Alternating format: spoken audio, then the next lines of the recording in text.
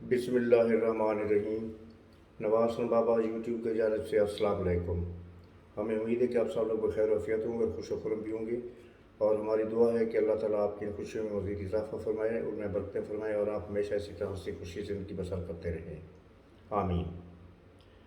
Video में आगे बढ़ने से पहले हमेशा की तरह हमारी आपसे गुजारिश होती है कि आप हमारे चैनल को सब्सक्राइब करें, बेल आइकन के बटन को दबाना ना भूलें ताकि हमारी आने वाले हर वीडियो का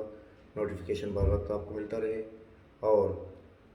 कमेंट बॉक्स में जाकर अपनी राय का इजहार ज़रूर किया करें, हमें आपकी राय का इंतज़ार रहते हैं और हमारी कोशिश होती है कि फर्दर सबके कमेंट्स के जवाब भी दिए जा सकें। शुक्रिया। तो चलते हैं अपने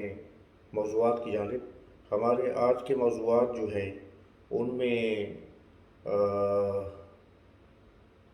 एक तो पीटीआई के बानी चेयरमैन इमरान खान की रिहाई के लिए अमेरिका और बरतानिया, अमेरिका के बाद अब बरतानिया के भी जो पार्लियामेंटेरियंस हैं, एमपीज़ हैं, उन्होंने अपनी हुकूमत से दबाव डालने की कोशिश की है कि इमरान खान की रिहाई के लिए हुकूमत पाकिस्तान पर दबाव डाला जाए। ये मौजूद होगा हमारा। फिर उसके बाद जो पीटीआई के यूट्यूबर्स हैं उन्होंने एक झूठ का तसलसल बरकरार रखते हुए झूठ का तूफ़ान खड़ा किया हुआ है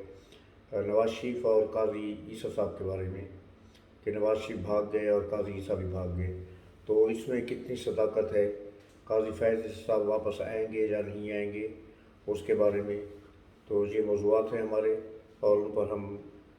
सबसे पहले तो ये है कि ये जो इमरान खान की रिहाई के बारे में सेनेटर्स, अमेरिकन सेनेटर्स ने पहले करारदाद पेश की अपनी हुकूमत को, और उसके बाद आज बरतानवी पार्लियामेंट में भी एक करारदाद पेश की गई है। हुकूमत को एक लेटर लिखा गया है कि साबका वज़ीर-ए-आज़म पाकिस्तान और पीटीआई के चेयरमैन इमरान खान को रिहा कराने के लिए हुकूमत पाकिस्तान पर दबाव डाला जाए। और अमेरिकन सेनेटर ने मुझे भी कहा है कि अमेरिकन एम्बेसी के जो एम्बेसडर हैं वहाँ पर पाकिस्तान में, उनको हिदायत की जाए कि वो इमरान खान से जाकर मुलाकातें करें और मुकाबला उनसे राब्ते में रहे। अब ये तो होता रहता है जब सियासी तौर पर समझा जाता है किसी मुल्क में कि लोगों को कैद किया गया है या उनके जो काम के लोग हैं किसी मुल्क में अरेस्ट हुए हैं, सियासतदान या वज़ीर-ए-आज़म साबका ओहदेदार, तो उनके लिए दुनिया भर में ऐसी वो करारदादें पेश की जाती हैं। लेकिन ये करारदादें पेश कहाँ पर की जाती हैं? जहाँ पर उन ममालिक का अपना मफाद वाबस्ता हो उस शख्सियत के साथ जिसकी रिहाई के लिए वो दबाव डालने की कोशिश कर रहे हैं। तो इमरान खान तो बज़ाहिर हमेशा से इस चीज़ के जो है ना दाई रहे हैं, और उनका एक बयानिया था, बहुत स्ट्रांग बयानिया था, जिसके बेस पर उन्होंने इलेक्शन लड़ा और जिसके बेस पर उन्होंने हुकूमत पाकिस्तान और वफाज पाकिस्तान के खिलाफ गलीज़ प्रोपेगेंडा मुहिम चलाई। और वो ये थी कि वो अमेरिका को जो है ना वो निकलवाना चाह रहा था, और उनकी जो हुकूमत की तब्दीली थी या हुकूमत से उनका जो ट्रैपल डाउन होना था उनकी हुकूमत का जो हुआ था तहरीक अदम के नतीजे में, वो अमेरिका की कारस्तानी थी और उसमें अमेरिका इन्वॉल्व था। तो अगर अमेरिका इमरान खान का दुश्मन है कि जो कि इमरान खान आज तक तवज्जो देते रहे हैं, तो अपनी पिछली कई वीडियो में पहले भी ये बात कर चुका हूँ, तो फिर अमेरिका के जो सेनेटर्स हैं या अमेरिकन के जो नुमाइंदगान, ऐवान नुमाइंदगान के वो मेंबर्स हैं, वहाँ पर पाकिस्तान पीटीआई जो है उसके अमेरिका में बैठे लोग लॉबिंग उनके साथ क्यों कर रहे हैं और उनको क्यों मजबूर कर रहे हैं कि वो पाकिस्तान की हुकूमत पर दबाव डालकर इमरान खान की रिहाई की कोई सबील पैदा करें। अच्छा, अब जो काबिल इतराज़ बात है वो ये है कि अमेरिकन सेनेटर और ब्रिटिश पार्लियामेंटेरियन ने जो इमरान खान की रिहाई के बारे में मुतालबा किया है, उसमें एक बहुत ही हैरत अंगेज़ बात भी है और बहुत एक कदर मुश्तरक भी है। वो ये है कि ये वो लोग हैं जो सेनेटर्स अमेरिकन हैं या ब्रिटिश पार्लियामेंटेरियंस हैं, ये वो लोग हैं जिनको फ़लस्तीन में होने वाले मज़ालिम नज़र नहीं आ रहे, जिनको कश्मीर में इंडिया का होता हुआ जुल्म सितम नज़र नहीं आ रहा, लेकिन उनको इमरान खान के ऊपर होता हुआ जुल्म सितम जो कि हो नहीं रहा, वो ना होने वाली जो चीज़ है वो उनको नज़र आ रही है और उसके लिए वो साफ बस्ता होकर खड़े हो गए हैं। और अमेरिका ये वो लोग हैं जिन्होंने हर मुकाम पर इसराइल की और इंडिया की जो है हिमायत की है कि वो अपने इंडिया जो कश्मीर में कर रहा है वो अपने सेल्फ डिफेंस में कर रहा है, और इसराइल जो फ़लस्तीनियों के साथ कर रहा है वो भी सही कर रहा है, क्योंकि वो उसका हक़ है कि वो अपने मुल्क की हिफाजत करे। तो ये उनके हिमायती लोग हैं जिन्होंने भी یہ قراردادیں پیش کی ہیں۔ اب اس پر سوال تو پھر ظاہر ہے کہ لوگ اٹھائیں گے اور پھر ان کے اوپر تنقید بھی ہوگی۔ اب جو امریکہ کے 62 سینیٹرز تھے جنہوں نے یہ قرارداد پیش کی حکومت کو، ان میں سے 29 جو ہے نا وہ تو نصرانی یہودی ہیں، اور وہ یہودی وہ جو کٹر یہودی ہوتے ہیں، جو ہارڈ لائنر یہودی ہوتے ہیں، جن کو اب ہاکس کہتے ہیں، ٹھیک ہے، نسل پرست اس کو کہتے ہیں، کہ جو فلسطین کی نسل پرستی، فلسطین کی نسل کشی میں جو ہے نا بہت خوش ہیں۔ 29 وہ یہودی سینیٹرز ہیں۔ پھر اس کے بعد جو ہیں 9 جو ہیں وہ یہودی نسل پرست ہیں۔ 29 جو ہے، سوری میں غلط بول گیا، امریکن میں سے جو 62 میں سے 9 جو ہے نا وہ یہودی نسل پرست ہیں، اور 29 جو ہیں وہ اسرائیل کی کھلم کھلا حمایت کرتے ہیں۔ مختلف مواقع پر وہ کھلم کھلا اسرائیل کی حمایت کر رہے ہیں، اور یہ جو ابھی یہ غزہ کے خلاف جو جارحیت اسرائیل کی ہو رہی ہے، یا ابھی لبنان میں جو جارحیت کر رہے ہیں، ایران میں جو جارحیت کر رہے ہیں، اس پر انہوں نے کھلم کھلا اسرائیل کی حمایت کی، اور وہ اس کو اپنے سیلف ڈیفینس کا حق قرار دیتے ہوئے ان کی حمایت میں ہے کہ وہ حق پہ جانے پہ کہ وہ جو کچھ کر رہے ہیں اس کو کرنا چاہیے۔ تو اب اس کے بعد کیا ہے کہ 29 یہ ہو گئے، 9 وہ ہو گئے۔ اب 13 ممبر جو ہیں ان کے وہ انڈیا کی حمایت کرتے ہیں، انڈیا کی لابی کے بندے ہیں، اور انڈین کی کشمیر کے معاملے میں جو پالیسی ہے اس کی کھلم کھلا حمایت کرتے ہیں، اور وہ انڈیا کو حق پرست قرار دیتے ہیں کہ جی کشمیر کے معاملے میں اس کی جو پالیسی ہے وہ حق پرستانہ ہے، اور اس میں کوئی غلط بات نہیں ہے، اور اس کا کھلم کھلا وہ کئی بار اقرار کر چکے ہیں انڈیا اور اسرائیل کی ہمدردی میں۔ اب 30 جو ہیں وہ پاکستان کے سخت مخالف ہیں، وہ کوئی بھی موقع چھوڑتے نہیں ہیں کہ جہاں پر پاکستان کے خلاف وہاں پر کوئی نہ کوئی قرارداد پیش کیا جائے، جہاں پر بھی کوئی موقع آتا ہے وہ پاکستان کے خلاف بیان داغتے ہیں، اور پاکستان کے خلاف وہ لابینگ کرتے رہتے ہیں۔ ان میں سے جو 2 ہیں وہ کھلم کھلا کئی بار کشمیر کو بھارت کا اٹوٹ انگ یا بھارت کا حصہ قرار دے چکے ہیں۔ اب یہ جو لوگ ہیں ان افراد کی طرف سے عمران خان کی حمایت کرنے کے کیا معنی ہے؟ اب کیا یہ وہی بات نہیں ہے کہ جو کچھ لوگ، کچھ لابیز وہ کہتی رہتی ہیں کہ عمران خان جو ہے وہ یہودی ایجنٹ ہے، یا جو بھی وہ کہتے ہیں، مبینہ طور پر میں کہہ سکتا ہوں، ہم تو نہیں کہتے، الزام نہیں لگاتے، لیکن بہت سارے لوگ ہیں جو یہ الزامات لگاتے ہیں کہ عمران جو ہے وہ ایجنٹ ہیں یہودیوں کے، اور اس طرح کی وہ باتیں کرتے رہتے ہیں۔ تو جب اس طرح کی کوئی حرکت ہوگی، جب عمران خان کے جو حمایتی ہیں یا عمران خان کے جو کارندے ہیں امریکہ میں بیٹھے ہوئے، وہ اس طرح کے لوگوں کو لابنگ کر کے سامنے لے کے آئیں گے عمران خان کی حمایت میں، اور عمران خان کی حمایت میں تحریک چلانے کی بات کریں گے، یا عمران خان کی حمایت میں کھلم کھلا امریکن حکومت کو خط لکھیں گے، تو پھر لوگوں کے ذہنوں میں تو یہ بات اور پختہ ہو جائے گی کہ عمران خان واقعی ان کا ایجنٹ ہے، اور ان کا ہمدرد ہے، اور یہودیوں کا اور انڈینز کا جو ہے وہ ان کا کیا کہہ سکے ایک قسم کا حاشیہ بردار ہے، اس لیے وہ لوگ اس کو لازمی جزو سمجھ کے اپنی حمایت میں باہر نکالنا چاہتے ہیں، تاکہ یہ باہر ہے اور ان کے مفاد میں کام کریں۔ تو یہ چیز مجھے سمجھ نہیں کہ پی ٹی اے نے ایسا کیوں کیا، اور پی ٹی اے اس لا تلقی کا اظہار کیوں نہیں کرتی۔ لا تلقی کا اظہار اسے نہیں کر سکتی کہ انہوں نے خود ہی خط لکھ کے اور وہاں پر لابنگ کر کے ان لوگوں کو سامنے لے کے آئے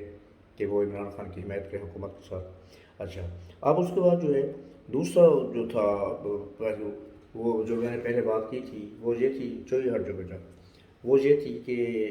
قاضی فیض عیسیٰ صاحب کے بارے میں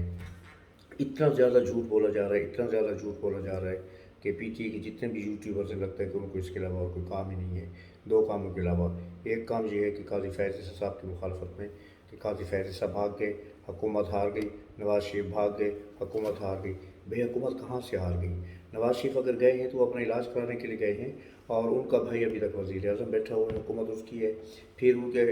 جو الائز ہیں، پیپلز پارٹی وغیرہ ہیں، وہ ان کے ساتھ ابھی اسی طرح انٹیکٹ کھڑے ہوئے ہیں۔ سندھ میں ان کی حکومت ہے، بلوچستان میں ان کی حکومت ہے، مرکز میں ان کی حکومت ہے، پنجاب میں ان کی حکومت ہے۔ تو پھر آپ کیسے کہہ رہے ہیں کہ حکومت بھاگ گئی، نواز شریف ہار گیا، حکومت ہار گئی، نواز شریف بھاگ گیا؟ تو یہ جھوٹ بول بول کے اسی طرح جو ہے نا انہوں نے اپنے لیڈر کو جو ہے نا اس حال میں پہنچایا جس حال میں وہ اس وقت پہنچا ہوا ہے، کیونکہ یہ جھوٹ بول بول کے اپنے جو چاہنے والے ہیں عمران خان کے، یا پی ٹی اے کے جو پیروکار ہیں، جو فالورز ہیں، ان کو یہ جھوٹی تسلیاں دیتے رہتے ہیں کہ بس جی اب تو یہ دیکھیں یہ کام ہو گیا تو یہ تو عمران خان کی سرسری جیت ہے، اور حکومت ہار گیا، اور آج نہیں تو کل عمران خان صاحب باہر آ جائیں گے۔ اور یہ گزشتہ 1 سال سے جب سے عمران صاحب جیل میں ہیں یہی کچھ ہوتا رہا ہے۔ یہ جھوٹے پروپیگنڈے کی وجہ سے یہ پارٹی اور عمران خان ان حالوں کو پہنچے ہوئے ہیں جس حال میں وہ آپ کو اس وقت نظر آ رہے ہیں۔ پھر وہ تو گئے اپنے علاج کرانے کے لیے، کیا نام ہے ان کا، نواز شریف صاحب۔ اب آپ کو یاد ہوگا کہ جب نواز شریف صاحب جیل میں تھے اور ان کی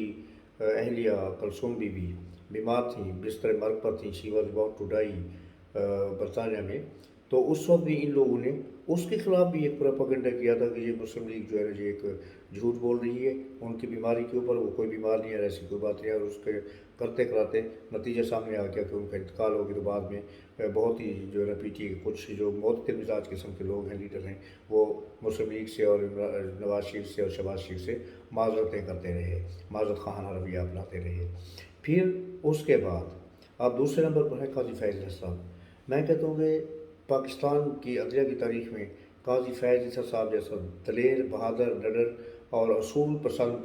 چیف جسٹس جو ہے نا وہ میرے خیال میں تو نہیں آیا۔ کوئی اکا دکا آیا ہو تو میں نہیں کہہ سکتا، لیکن میرے اپنی ذاتی جہاں تک خیال ہے کہ وہ کوئی نہیں آیا۔ جتنی بہادری سے انہوں نے عمران خان کا بھیجا اور ریفرنس جو تھا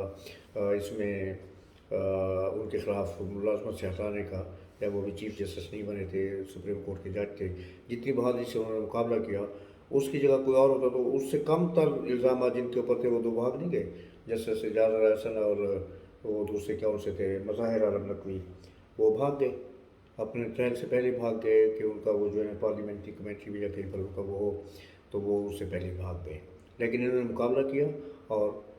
اپنے اوپر لگے ہوئے تمام الزامات غلط ثابت کرائے، اور اس کے بعد وہ باعزت طریقے سے مضبوط ہو کر چیف جسٹس آف پاکستان بھی بنے۔ تو وہ کیوں بھاگیں گے، کس لیے بھاگیں گے؟ نمبر 1۔ نمبر 2، جو جس کے لیے وہ وہاں پر گئے ہوئے ہیں، یہ ساری چیز ان لوگوں کو پتہ ہے اور یہ میڈیا میں بھی آ چکی ہے، وہ ان کو جو ہے نا منتخب کیا گیا ہے اس کے لیے کیا کہتے ہیں بینچر منتخب کیا گیا ہے اس کے لیے ایک پارلیمنٹ ہوتی ہے، جس کے اندر ججز کا ایک گروپ اپوائنٹ کیا جاتا ہے، اور یہ ان کی جو اپوائنٹمنٹ ہوتی ہے، جو انتخاب ہوتا ہے، یہ بھی ووٹ کے ذریعے ہوتے ہیں۔ جیسے عمران خان صاحب کا انتخاب ہو رہا تھا، اس کے لیے انہوں نے اپنے آپ کو نامزد کرایا تھا، پیش کرایا تھا آکسفورڈ یونیورسٹی کے چانسلرشپ کے لیے، جہاں سے یہ بہت ہی بے عزت ہو کر اپنی ناقص پالیسیوں کی وجہ سے باہر نکلے، اور ایسے ان کے اوپر گھٹیا جو ہے نا الزامات بھی لگائے گئے انٹرنیشنل میڈیا میں، اور ان کی وہ ایسی جو ہے نا وہ دھلائی کی گئی میڈیا میں، اور بڑے بڑے جید اور جو معتبر اخبارات ہیں ان میں کہ علمان اور حفیظ، عمران خان کی اتنی بےعزتی پورے پاکستان میں ان کے پورے کیریئر میں نہیں ہوئی جتنی چند دنوں میں انٹرنیشنل میڈیا نے کر کے رکھ دی ہے۔ تو وہ بینچر جو ہوتے ہیں اس میں قاضی فیض عیسیٰ صاحب کو بھی